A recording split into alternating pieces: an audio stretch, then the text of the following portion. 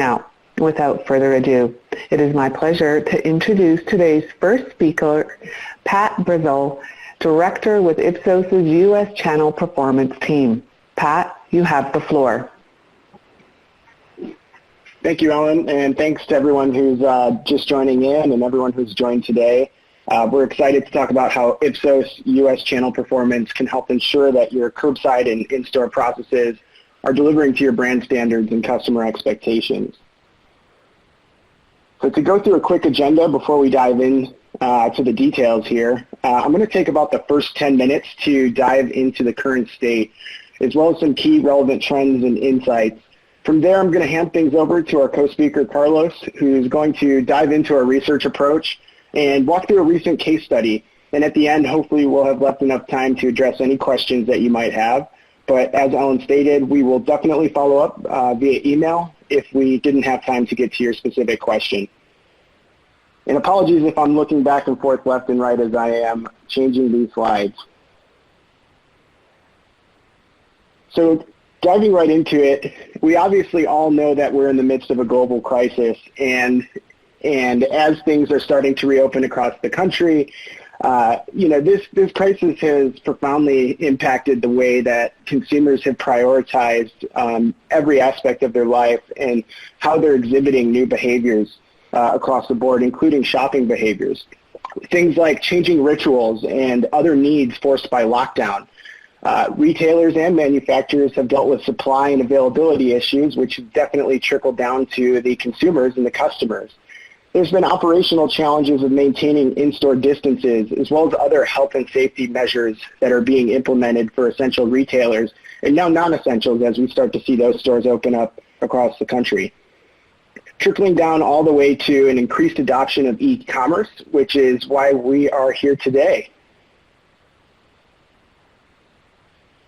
It's an important time to note that while things are changing and while consumers are prioritizing new things, new items, new ways of shopping, and new ways of behaving, we can't just wait this one out, and we have to reinvent for the new reality. And we've seen a lot of that innovation over the last few months since the start of the pandemic.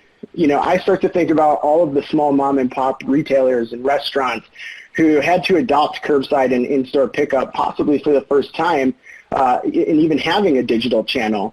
But we have to plan ahead, and to get ahead of that curve, we have to plan for the new omni-channel attitudes and behaviors that we're seeing across the board. So to dive into some interesting insights that we pulled from a few Ipsos polls, I wanted to mainly go through this one because as we're seeing many consumers are using pickup and delivery services for the first time, in fact, anywhere between 6% and 15% of American consumers were using home delivery or pre-order and pickup more as a result of COVID-19. Now, if you're looking at this data, you're seeing a major decrease from April to May in the consumers who are using these channels more. And to us, that really makes sense that the amount of consumers who are using these channels more month over month has decreased because stores are starting to reopen across the country again. But with that being said, there are still millions, if not tens of millions of consumers who are using these services more still as of the latest wave that we've pulled. Also, an astonishing amount of today's users across each subcategory are new users, and most importantly, an overwhelming majority plan to continue using these services post-pandemic.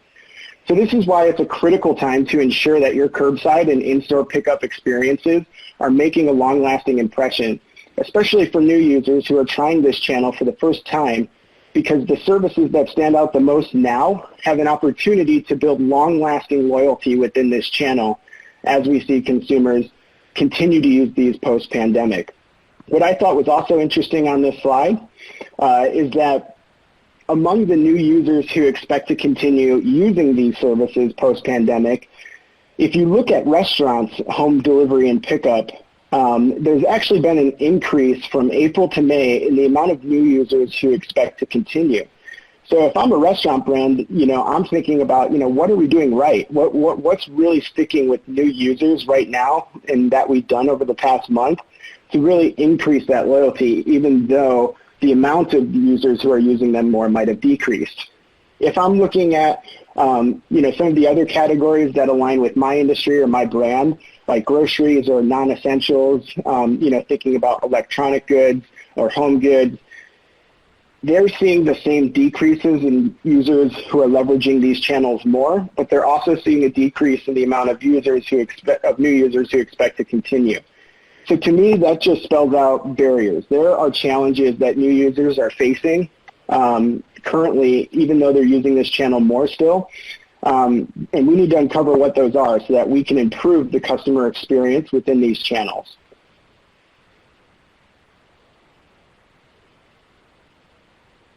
So not only are they using it more, but this sort of aligns with an interesting stat that we pulled. As of recently, 61% of consumers, an overwhelming majority, are still delaying brick and mortar retail for fear of getting sick.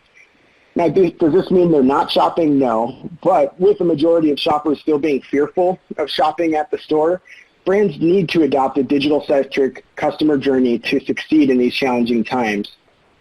In fact, not only are consumers fearing going to the stores because they might get sick, but considering the last slide, they're using online channels more, but they're also trying new brands and services within these channels.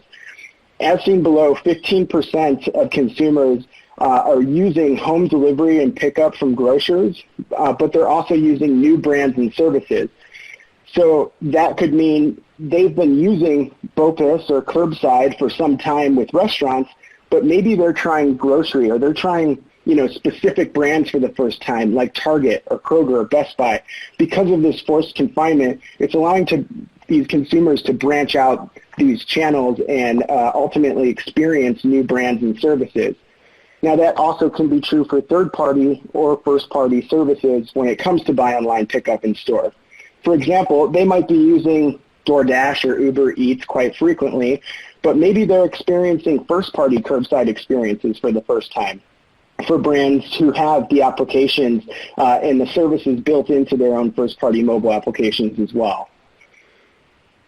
Also, wanted to end with this, that 80+ million Americans are still purchasing grocery staple goods and pre-made food from restaurants online or through a mobile app.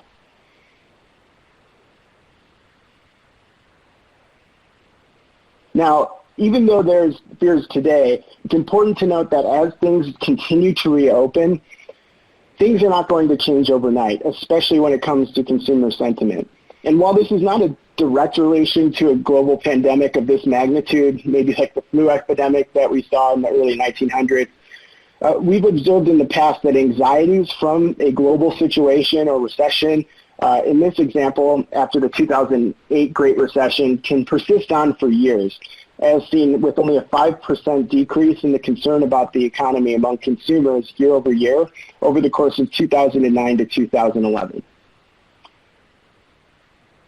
So with these growing fears and with this spike in usage in curbside and in-store pickup, new business questions are arising across the board. So knowing we're still in the midst of this pandemic, we know consumer priorities and shopping behaviors have changed drastically over the past few months. But what questions can we gain answers to now that will set up our brand for success for the long haul? Questions like, how do we drive conversion in-store and in-line in our 6-foot economy? How can we gather learnings from regions further along the curve to predict durable changes?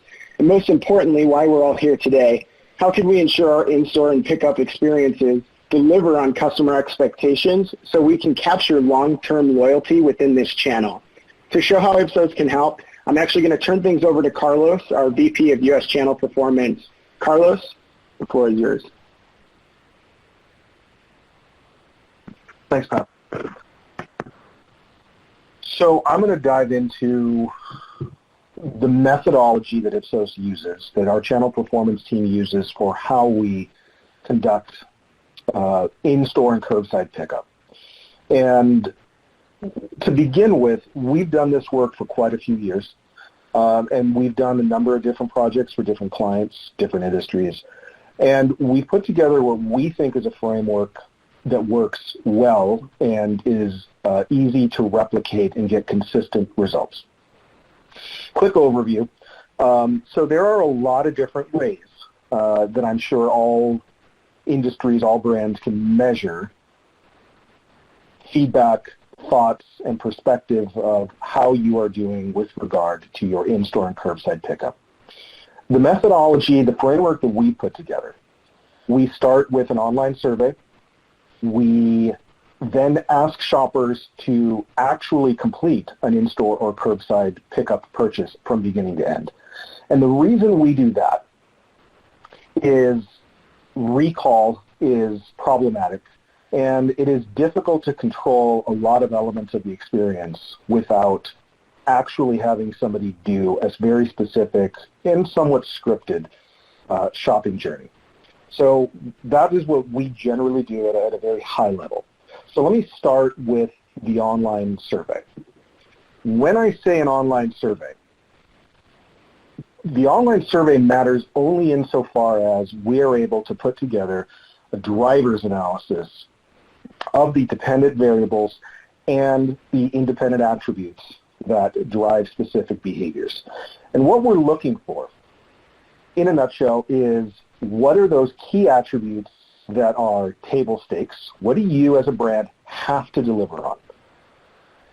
What are the attributes that are low priority that perhaps you can de-invest or de-emphasize?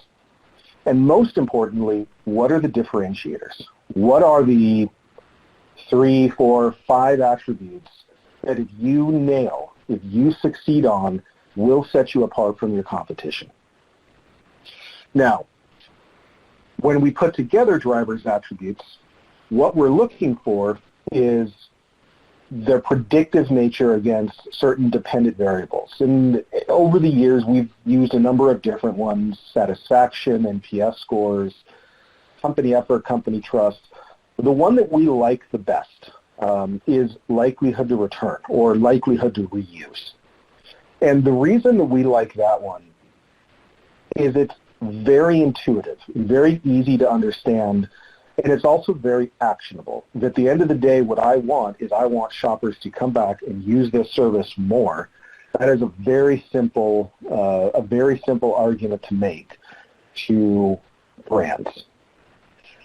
Now, the way that we use the dependent variable is we take these different key drivers and we group them into 5 categories. Within these 5 categories, there are a number of subcategories, and we are looking for how strongly each of these drives a shopper, a customer's likelihood to return to the store.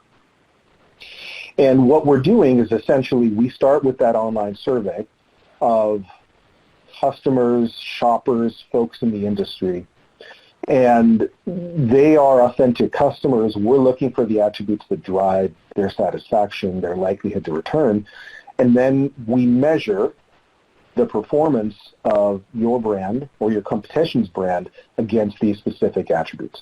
What we generally do is we start with the framework of the 20 or 25 attributes that we have, and then we work with you to customize them, because not every brand, not every industry is identical. There are attributes related to speed or cost that are relevant in one industry that may not be relevant in another. And so the most critical first step when we have that conversation with you as the client is to make sure that we are identifying attributes that are relevant. If something isn't relevant to the industry, it gets dropped and replaced with something that is. But we have a really good framework, we think, with these 5. So then once we take these attributes, we then create weights.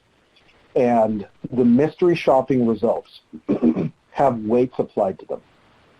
So, for example, if ease of use is the most predictive driver of likelihood to return as a broad category, rather than it being 1 of 5, it might actually get weighted up to 2 or 3 out of 5. If speed is the least important, it would get weighted down.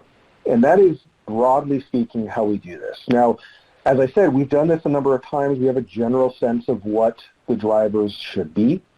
And so when we put together weighting attributes that are specific to the industry, we try not to deviate too far from those. But as I said, there are differences, and we want to make sure that the differences by each industry are addressed and captured.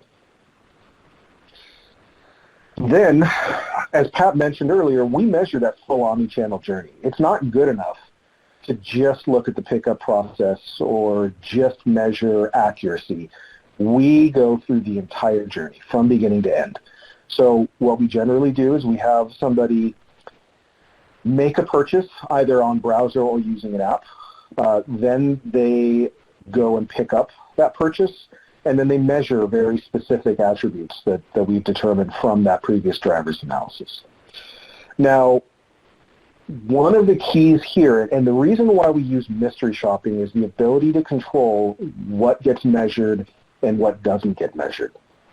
And what we try and avoid is extreme cases and significant differences that could impact the performance of a brand or the scores. So, for example, we will have our mystery shoppers create a basket of between $30 and $50 with no more than half a dozen items and go pick it up. That avoids logistical complexities involved if somebody makes a $500 purchase.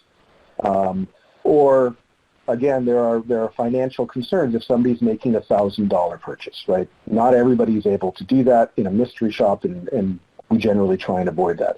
But if everybody is making the same type of purchase, then the scale of the shop, the speed with which it has to be conducted, none of those extraneous variables have an impact. And so you can feel fairly confident that everyone's being measured on the same attributes. So once everyone is given their assignment, they're there to make a purchase of between $30, $50, whatever the case may be, they're then given a very specific window of time. So in most cases, what we will do is same day or next day pickups. This framework is applicable to direct-to-consumer cases, so delivery, in other words, and we can certainly measure that, but just keep in mind everything I'm talking about here is primarily focused on that first-party in-store pickup. Third-party delivery, even first-party delivery, can all be done using the same framework, same philosophy. At the end of the day, what we're trying to give you is your answers to three key questions, right?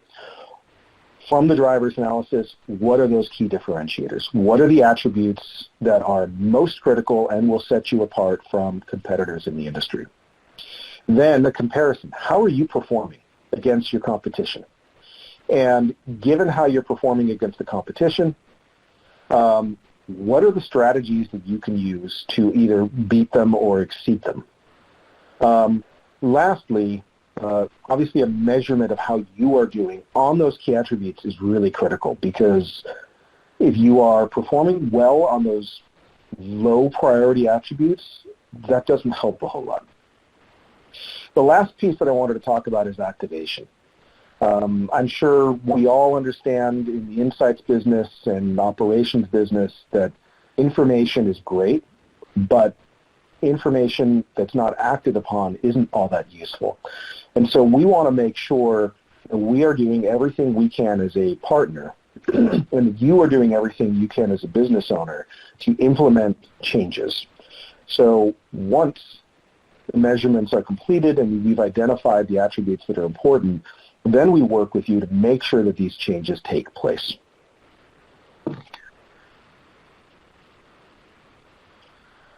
Quick summary of how we do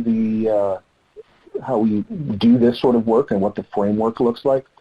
As I said, start with a survey, conduct a driver's analysis, conclude with mystery shopping. Now, I mentioned this at the beginning. I'm just going to reiterate it. There are other methodologies that can be used. You can use geolocation. You can use traditional online surveys. You can use intercepts. The reason we don't like them, the reason we recommend against those, again, is that they lack the control and the controllability that a mystery shop does. We can tell a mystery shopper specifically what to do and control all those extraneous variables. With other data, including CX data and online surveys, that's not possible.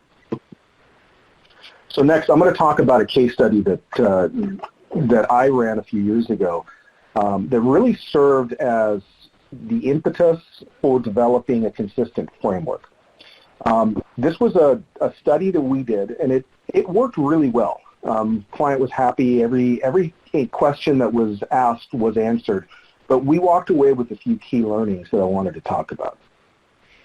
So to start off, the client we work with, they had two goals that they had going into it that they wanted to make sure that they measured in terms of how they were planning to differentiate their in-store and curbside pickup offer.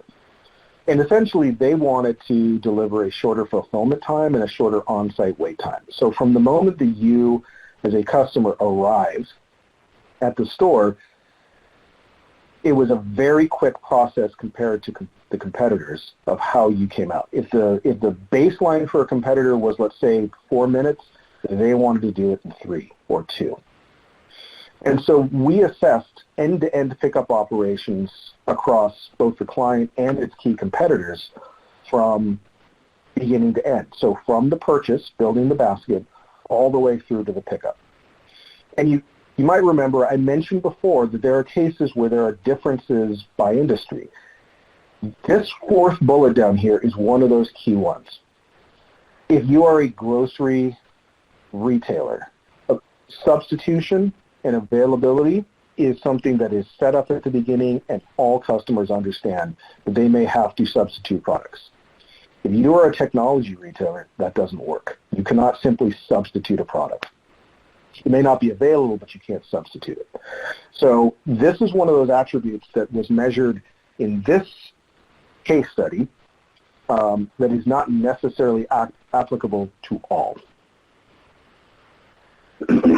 What we then did, so we sat down with the client, worked together using our better design, better execution, and better impact approach, and we put together a mystery shopping approach that developed a consistent basket of products and asked shoppers to come back and give us feedback on it.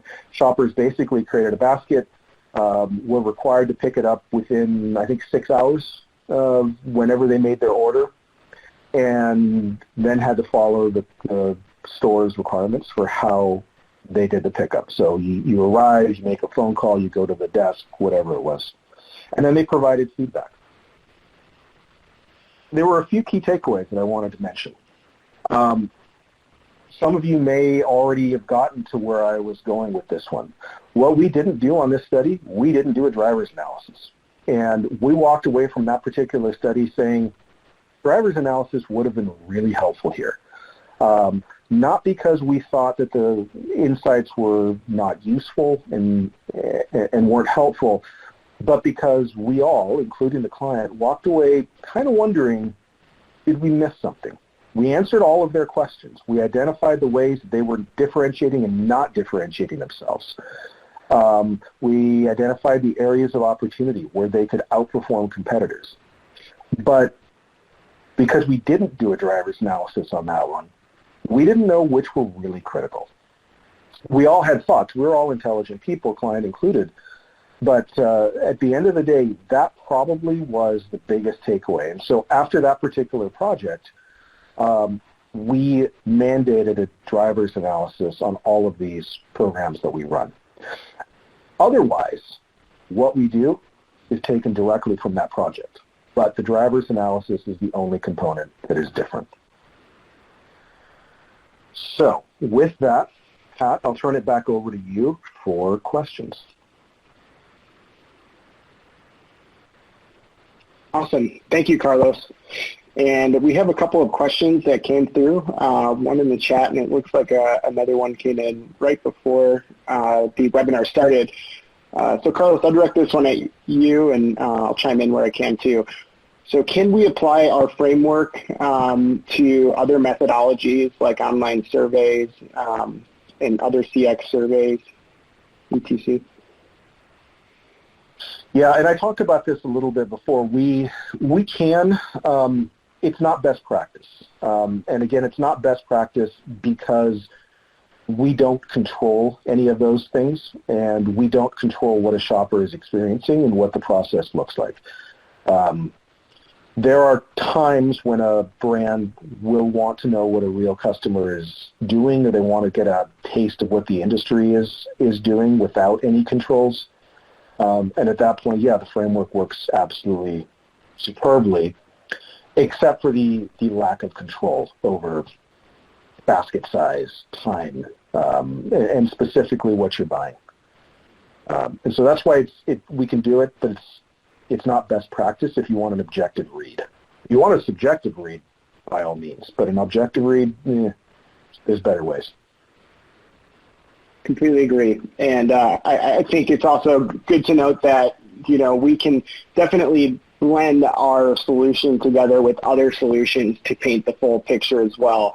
I think our objective feedback, put into or blended together with other types of methodologies like geolocation methodologies where we could intercept, in-store pickup customers moments after they leave and just experience an in-store pickup and gather that more subjective feedback that Carlos is talking about. And I think that married with our objective feedback will paint a holistic picture, especially when you talk about including the driver's analyses.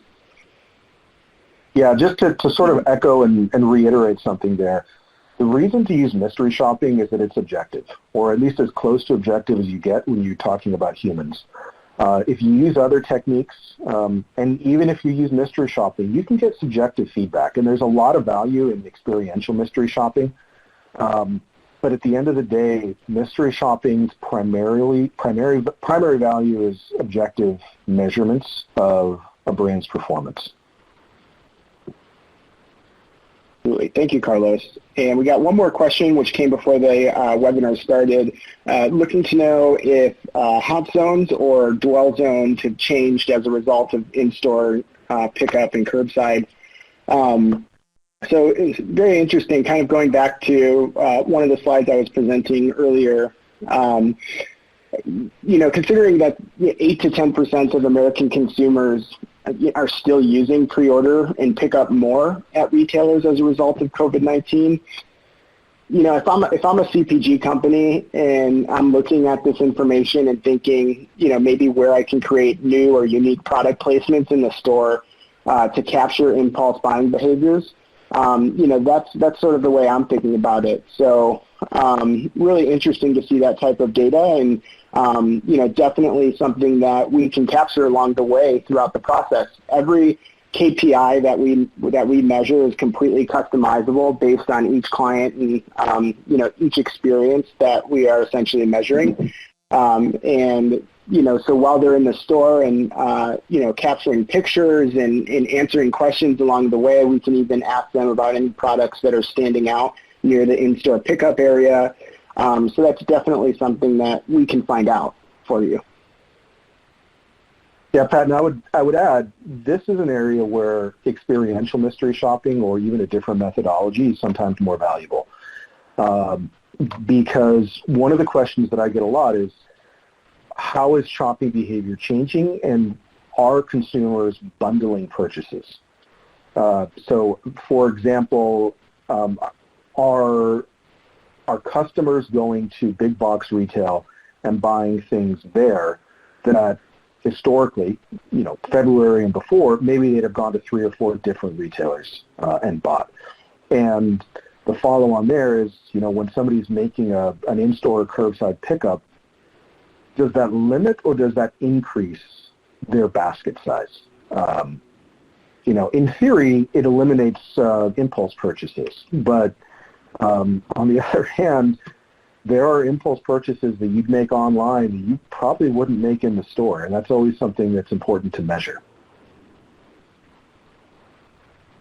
Absolutely. And just looking at my last BOPIS experience myself, going to a Target, actually, and I was actually picking up, now that we're all working from home, I went and pre-ordered a new keyboard and mouse package that was at Target, and I'm a big coffee drinker myself, and there was a cooler that was placed nearby the in-store pickup, so I did end up purchasing that one separately, and it did catch my attention. So just thinking about those types of contexts, if I'm a CPG and where I can capture more impulse behaviors, is very interesting.